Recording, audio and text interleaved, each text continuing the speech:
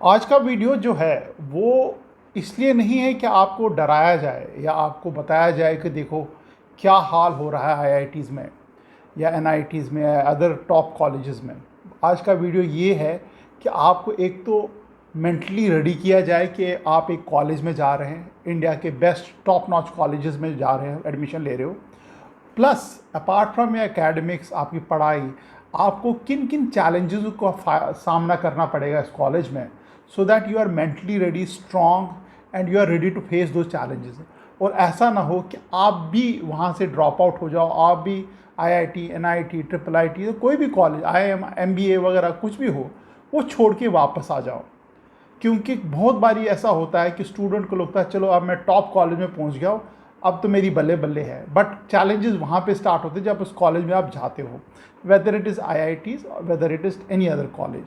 सो मैं अभी ये करीब 2 साल पहले न्यूज़ थी ये कि करीब 2400 बच्चे, 2400 स्टूडेंट्स जो पार्लियामेंट में बेसिकली ये खबर दी थी एजुकेशन मिनिस्ट्री द्वारा कि 2400 बच्चों ने पिछले 2 साल में ड्रॉप आउट किया है, यानी कि दे लेफ्ट आईआईटीज़। और इसमें टॉप के 5 आईआईटीज़ का नाम था। ऐसा नहीं कि कोई नए वाले आईआईटीज़ और वहाँ पे पढ़ाई अच्छी नहीं हो रही इसलिए छोड़ रही। I am talking the top IITs, Kharagpur, Bombay, Kanpur, Madras, Delhi. Exactly जो न्यूज़ थी वो थी प्रिंट न्यूज़पेपर है उसकी न्यूज़ थी ये, 29 जुलाई की। 2400 student dropped out of IITs in 2 years, nearly half were from the category students. यानी कि 2 साल में 2400 बच्चे ड्रॉप हुए हैं। इसमें से जो मैक्सिमम अब ये जो बच्चे हैं इसमें दोनों मिला के हैं, graduate as well as post graduate, यानी कि जो बीटेक के लिए गए हैं वो भी हैं और जो एमटेक वगैरह के बच्चे हैं उनमें भी हैं। इसमें जो मेजॉरिटी रीज़न दिया था वो बड़ा ओपन एंडेड था, वेग था कि प्रेशर है, एमटेक के बच्चे पीएसयू जॉब में चले जाते हैं इसलिए भी छोड़ के चले जाते हैं। Those are the reasons. But मैंने कहीं ना कहीं फिर कोरा पे देखा कि यार क्या रीज़न हो सकता है, क्यों बच्चे छोड़ के जा रहे हो। जो मेरा प्रीवियस एक्सपीरियंस भी है, काफ़ी सारे आईआईटीज़, एनआईटीज़, ट्रिपल आईटीज़, आईआईएम्स के बच्चों से मैं जब बात करता हूँ तो आई कुड सेंस कि there is something much more than the reason which is given by the parliament. इसमें जो बच्चे दिए हुए हैं इन्होंने ये भी दिया है, दिल्ली में 782 ड्रॉप हुए। ये बेसिकली डेटा जो है 2017 और 2018 यानी 2 साल का डेटा है। 2 साल में 2400 बच्चे, और ये ट्रेंड अभी भी चल रहा है। ऐसा नहीं कि अब बच्चे ड्रॉप आउट नहीं हो रहे हैं या बच्चे आईआईटीज़ को छोड़ के नहीं जा रहे हैं। ये ट्रेंड अभी भी है, हर एक कॉलेज में ट्रेंड है, छोटे से छोटे कॉलेज, बड़े से बड़े कॉलेज। और मैं उसके ऊपर रीजंस के ऊपर भी आता हूँ। इसलिए वीडियो को सब्सक्राइब करना, चैनल को सब्सक्राइब करना और एंड तक देखा करो मेरे वीडियोस, कुछ ना कुछ सीखने को मिलता है। सब्सक्रिप्शन से फ़ायदा ये है कि यार आपको होम स्क्रीन पे मेरा वीडियो दिख जाएगा जब जब मेरे वीडियोस आते हैं, और आपको कुछ ना कुछ हेल्प ही मिलती है। ऐसा कोई नुकसान वाला वीडियो नहीं है मेरा, कुछ ना कुछ हेल्प मिलती है आपको। इसलिए सब्सक्राइब करके रखा करो, लाइक भी किया करो, शेयर भी किया करो अपने अपने ग्रुप्स में, सो दैट उनको भी, अपने बाकी सारे फ्रेंड्स को भी आपको कुछ ना कुछ मिले। इस वीडियो में पेरेंट्स काफ़ी मेजर रोल प्ले करेंगे to understand my view points, क्योंकि पेरेंट्स के लिए भी बहुत कुछ है इसमें। जो दिल्ली में है 782 ड्रॉप आउट्स हुए थे, followed by 622 in Kharagpur, 263 in Bombay, 190 in Kanpur and 128 इन मद्रास। यानी कि मेजॉरिटी जो बच्चे ड्रॉप आउट हुए हैं वो इन 5 कॉलेज में से हुए हैं, यानी कि बीटेक और एमटेक दोनों टाइप के बच्चों की बात हो रही है। रीज़न मैंने बता दिया जो इन्होंने बताया था। रीज़न एक तो इन्होंने बताया था वहाँ पे डिस्क्रिमिनेशन है, post graduate student taking up jobs, PSU jobs वगैरह लेते हैं, बट दिस वेरी वेग। इसका मेरे ख्याल से ज़्यादा उतना वैल्यू नहीं है जो मैं बताने वाला हूँ। That is one of the reason क्यों ड्रॉप होते हैं। जो मैंने कुछ रीज़न्स आइडेंटिफाई किए हैं, मैंने कोरा में गया हूँ, वहाँ पे ये मैंने क्वेश्चन डाले, वहाँ के जवाब मैंने देखे क्या क्या हैं, मैं उनको कवर भी करूँगा आपको बीच में। Plus I also spoke to some of the students. जब मैंने ये आर्टिकल देखा है, पुराना आर्टिकल है, अगर आपको लिंक चाहिए तो मेरे को आप मैसेज कर देना, मैं इस आर्टिकल लिंक भी भेज दूँगा आपको। तो I spoke to them also, जो पुराने बच्चे हैं आईआईटीज़, एनआईटीज़, ट्रिपल आईटी, उनसे भी बात की कि क्या रीज़न हो सकते हैं आपके हिसाब से। तो उनको मैंने जाट आउट किया है। और I want before you enter a college, आप मेंटली रेडी एंड स्ट्रांग होने चाहिए उन चैलेंजेस को फेस करने के लिए। जो सबसे बड़ा रीज़न है वहाँ का, दैट इज़ एकेडमिक प्रेशर। हमें बताया जाता है एज ए स्टूडेंट कि आप 12th पढ़ लो, उसके बाद तो ऐश ही ऐश है। और हम लोग जो बच्चे होते हैं, या जब हम बच्चे थे या अभी आप लोग, उसका लिटरल मीनिंग ले लेते हो कि आप कॉलेज में गए तो ऐश है। और उसमें क्या होता है कि आप वहाँ पे मस्ती करने लग जाते हो, एकेडमिक्स की तरफ ध्यान नहीं देते हो। जबकि आईआईटीज़ या टॉप के इंजीनियरिंग कॉलेज की जो पढ़ाई है आपके 11th-12th से ज़्यादा सख्त है, क्योंकि ऑल टुगेदर एक डिफरेंट वर्ल्ड है। न्यू एकेडमिक्स हैं, नए नए सब्जेक्ट्स हैं, नए नए चैप्टर्स हैं जो आपने पहले कभी टच भी नहीं किए, वही वाले हैं। ये कोई ऐसा नहीं कि मैथमेटिक्स है जो 8th में भी पढ़ रहे थे, 9th में भी पढ़ रहे थे, 11th में भी पढ़ रहे हो, 12th में भी पढ़ रहे हो। ये साइंस सब्जेक्ट नहीं है जो 10th में भी, 11th में और 12th में भी सेम है। अब नए नए सब्जेक्ट्स हैं, नई नई चीज़ें हैं, वो एकेडमिक प्रेशर बिल्डअप होता है कि बच्चों को लगता है मेरे से होगा नहीं, छोड़ दो। बेस्ट पॉसिबल जो सोल्यूशन इसका है कि आप उसको लिटरली मीनिंग में मत लो कि यार अब तो ऐश है, बट उसके साथ एकेडमिक्स भी आपको करनी है।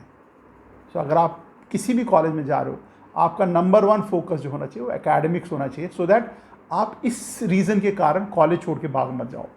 दूसरा जो रीज़न है विच is a peer pressure. Peer pressure होता है जो मेरे आसपास के सेम लेवल के बच्चे हैं या आसपास के जो लोग हैं जो मेरे लेवल के हैं, उनका प्रेशर। अब यहाँ पे क्या है, बीइंग ए आईआईटी में एक तो कट थ्रोट कॉम्पिटिशन है, और कट थ्रोट कॉम्पिटिशन से ही आप लोग आईआईटीज़ में गए हो या एनआईटीज़ में गए हो या IIITs में गए हो या किसी भी टॉप के कॉलेज में गए हो। अब उस कंपटीशन का क्या होता है, वो भावना जो है, वो सेंटिमेंट है, वो ओवरनाइट ख़त्म होता नहीं है। वो जब उस कॉलेज में जाते हो तो वो भावना, सेंटिमेंट उस कॉलेज में भी रहता है, और हर एक बंदा हर दूसरे बंदे से कॉम्पीट करता है। और उस कंपटीशन में क्या होता है, कुछ बच्चे पीछे छूट जाते हैं, और वो प्रेशर बिल्टअप होता है कि यार देखो मेरी क्लास में 7 बच्चे अच्छे कर रहे हैं, कोई गेम्स में अच्छा कर रहा है, कोई सोसाइटीज़ क्लब में अच्छा कर रहा है, कोई गाना गा रहा है, कोई एकेडमिक्स में स्ट्रांग है, किसी का प्रोजेक्ट है, किसी की इंटर्नशिप लगी, मेरा तो कुछ भी नहीं हुआ, अब मैं क्या करूं। तो इतना प्रेशर बिल्डअप होता है कि बच्चा सोचता है मैं छोड़ दूं यार, छोड़ो इस चीज़ से तो छोड़ ही दो, मैं किसी और कॉलेज में चला जाऊंगा। सो उसका बेस्ट तरीका ये है कि there is nobody is perfect. अगर कोई गेम्स में अच्छा है तो उसका एकेडमिक्स कहीं ना कहीं रुका पड़ा होगा, कोई सोसाइटीज़ क्लब में अच्छा परफॉर्म कर रहा है, कहीं ना कहीं उसके बाकी डिपार्टमेंट छोटे होंगे। तो बेस्ट चीज़ इसका ये है कि लिव लाइफ, जैसी आ रही है ज़िंदगी वैसे जियो। इसमें प्रेशर लेने की ज़रूरत नहीं है, फ्लो विद द फ्लो। आप जो नदी की धारा है उसके साथ फ्लो करना सीख जाओ, उसकी उल्टी दिशा में मत घूमो। आप जो चल रहा है, सारे लोग एक डायरेक्शन में जा रहे हैं, आप भी उसी डायरेक्शन में जाओ। कुछ टाइम के बाद आपके पास भी अपॉर्चुनिटी आएगी। ऐसा हो ही नहीं सकता कि आप इतने ब्राइट स्टूडेंट हो आपके पास अपॉर्चुनिटी नहीं आएगी। आप एक कंपटीशन के थ्रू आए हो उस कॉलेज में, तो अपॉर्चुनिटी तो आनी ही आनी है। जो नेक्स्ट रीज़न है विच इज़ अ सोशल डिस्क्रिमिनेशन। अब सोशल डिस्क्रिमिनेशन क्या होती है कि कुछ बच्चे किसी डिफरेंट सोशल बैकग्राउंड से आते हैं, तो वहाँ पे कॉलेज में छेड़खानी आम बात है। अब उसको नाम दिया गया है डिस्क्रिमिनेशन का, वो बड़ा सा वर्ड है। हमारे टाइम में भी छेड़खानी होती थी कॉलेज। जैसे मैं कॉलेज गया था तो मेरे को भी छेड़ते थे लोग, मेरे को भी चिढ़ाते थे लोग कि अरे यार देखो कश्मीरी आ गया। Kashmiri suppose to be a very soft community, या ऐसी कम्युनिटी जो डायरेक्ट सहमे रहते हैं, तो वो छेड़ हो जाती थी हमारी। बट इवेंचुअली वो छेड़ के साथ चलते चलते वही जो हमको छेड़ते थे हम वापस भी छेड़ देते थे। मेरे जैसा बंदा खुद वो भी छेड़ देता था, अरे तेरी ऐसी, अरे तेरा ऐसा।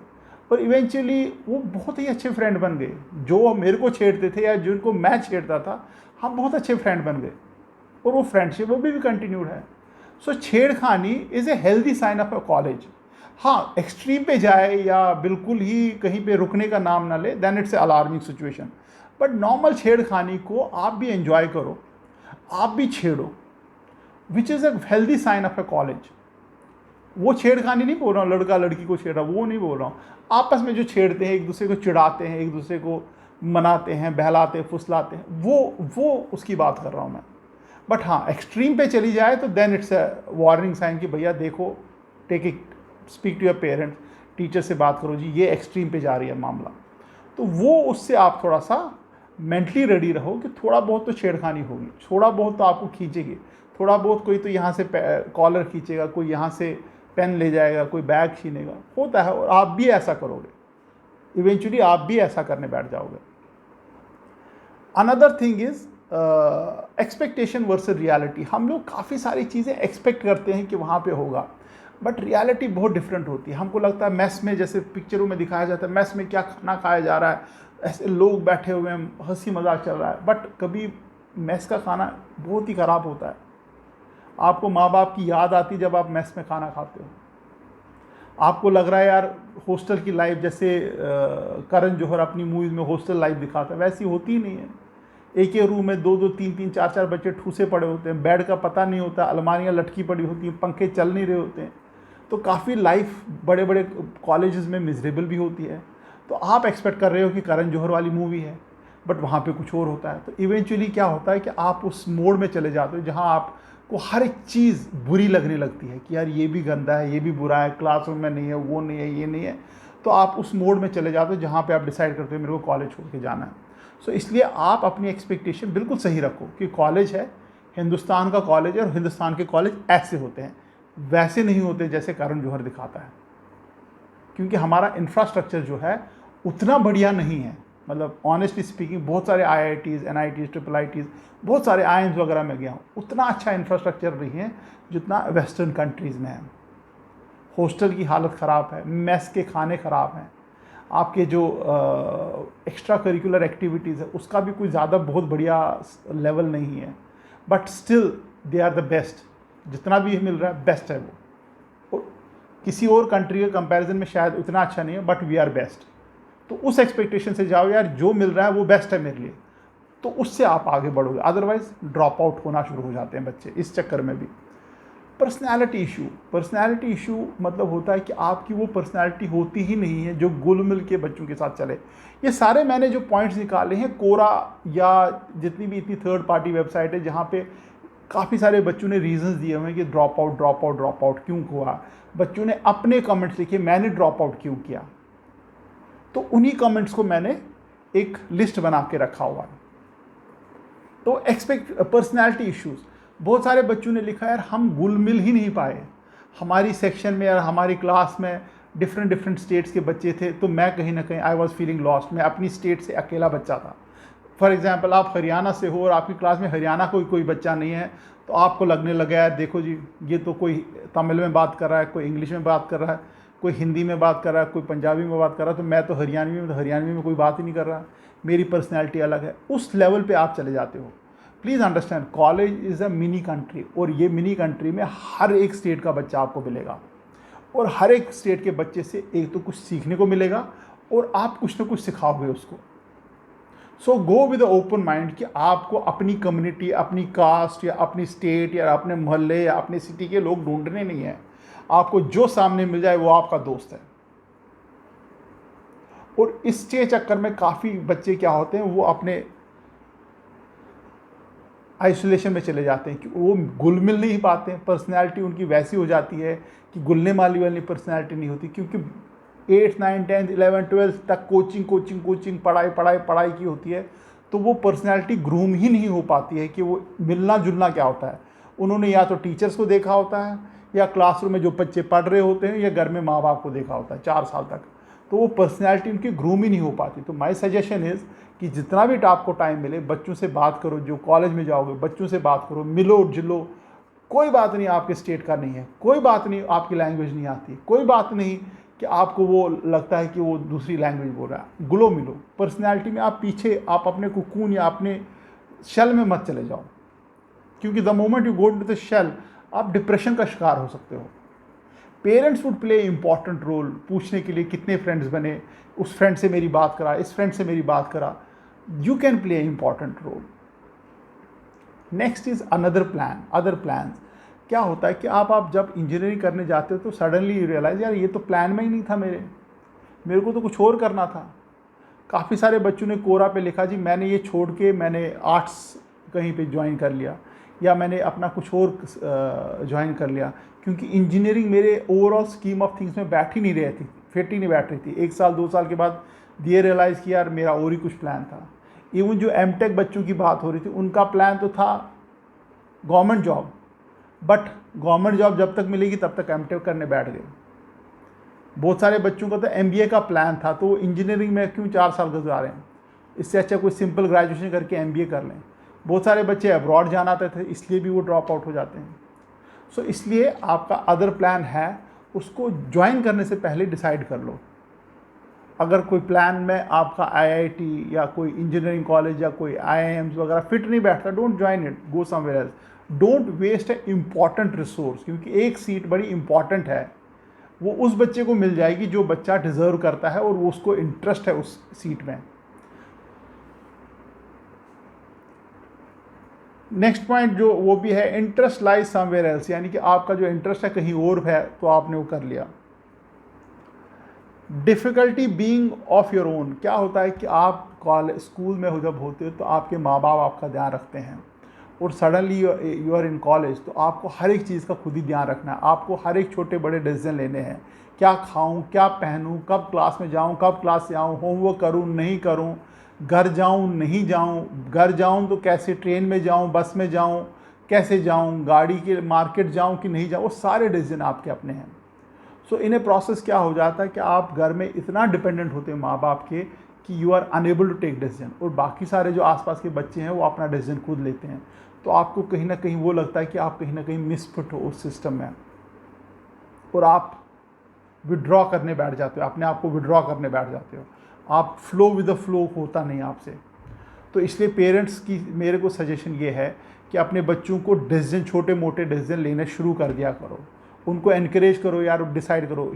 योर सन और daughter should not call every day, पापा मम्मा मैं ये करूं, पापा मम्मा मैं ये पहनूं। Let them do it.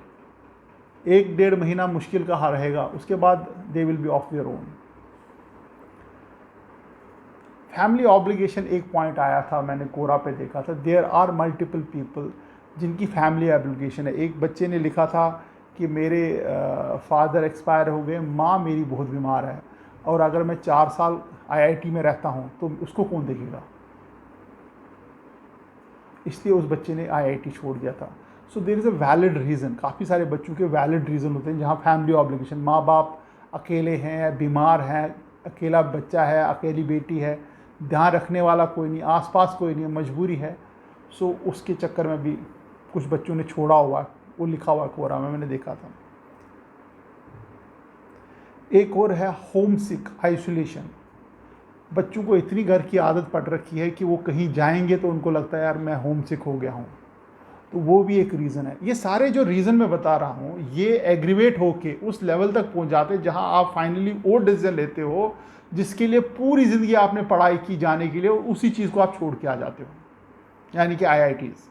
आपने पूरी ज़िंदगी लगा दी, आपके माँ बाप के सपने थे कि मेरा बेटा आईआईटीज़ में जाएगा, एनआईटी में जाएगा, ट्रिपल आईटीज़ में जाएगा, टॉप के कॉलेज में पढ़ाई करेगा, और उस चीज़ को छोड़ के आवाज़ हो। ये सारे रीज़न है कहीं ना कहीं ये उस डायरेक्शन में जाते हैं।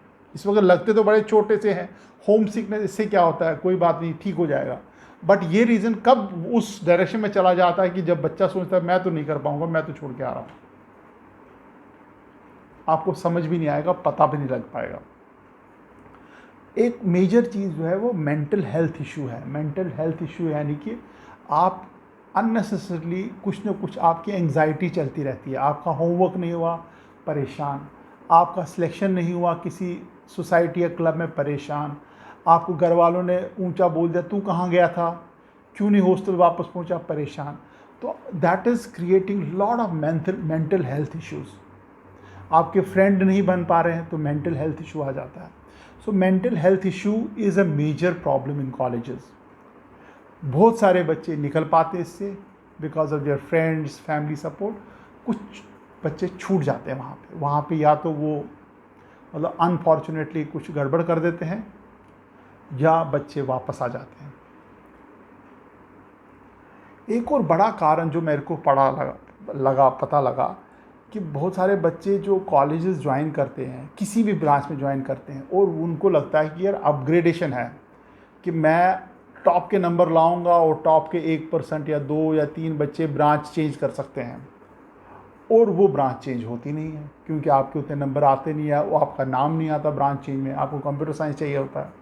तो उसके चक्कर में उनको लगता है यार मैंने तो ये ब्रांच करनी भी नहीं थी। Suppose you are joining petrochemical या कोई और मेटलर्जी ज्वाइन कर ली और आपको लगा 6 महीने का मेरा ब्रांच अपग्रेड हुआ, वो हुआ नहीं। तो कुछ बच्चों ने उसके कारण भी छोड़ दिया है कॉलेज कि मेरे को तो करना ही नहीं है, मेरे को तो करना कंप्यूटर साइंस है, चलो मैं अगले साल दोबारा जेई दे दूंगा और देखूंगा मेरे को कंप्यूटर साइंस मिल जाए।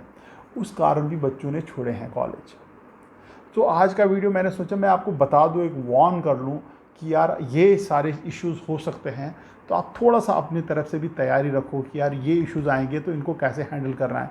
और ये इश्यूज़ आते हैं हर एक के साथ, ऐसा नहीं कि आपके साथ नहीं आएगा, हर एक के साथ कहीं ना कहीं किसी न किसी लेवल पे हो जाएगी। पहले 4-6 महीने की बात है, एक 4-6 महीने निकल गए आपके आराम से, फिर तो आप मतलब हीरो बन के निकलोगे कॉलेज से। ऐसे ही वीडियोस हैं जो इम्पॉर्टेंट है आपको आगे बढ़ाने के लिए, इसलिए सब्सक्राइब ज़रूर करना, लाइक ज़रूर करना और कमेंट ज़रूर किया करो यार। जो भी आपको चीज़ अच्छी लगती है उसका कमेंट, उसकी और क्लैरिफिकेशन उसका कमेंट, कुछ और चीज़ कॉलेज कौन सा है, रैंक कौन सा है, ब्रांच कौन सी उसका कमेंट, ये सब चीज़ें कमेंट करते हो तो उससे पता लगता है कि आप लोगों की चॉइस क्या है, किस टाइप की वीडियोज़ आपको चाहिए होते हैं। All the best and thank you very much.